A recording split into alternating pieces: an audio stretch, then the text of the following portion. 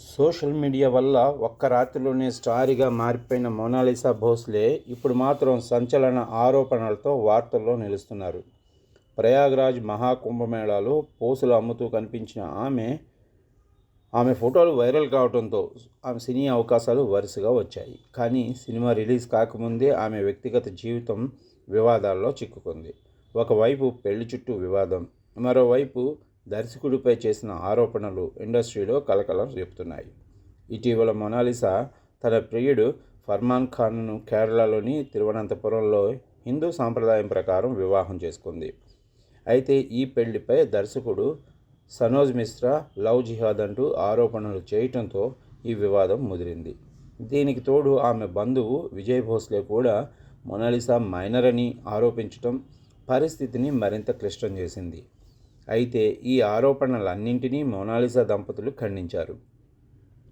మేము మా ఇష్ట ప్రకారం చట్టబద్ధంగా పెళ్లి చేసుకున్నాం, మతానికి సంబంధం లేదు అని స్పష్టం చేశారు.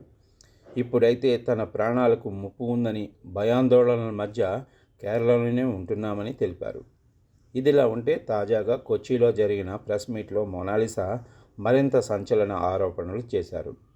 తన మొదటి సినిమా షూటింగ్ సమయంలో దర్శకుడు సనోజ్ మిశ్రా అసభ్యంగా ప్రవర్తించాడని, పలుమార్లు తనను అనుచితంగా తాకాడని కన్నీటి పర్యంతమయ్యారు. అప్పుడు నాకు 18 ఏళ్ళు కూడా నిండలేదు.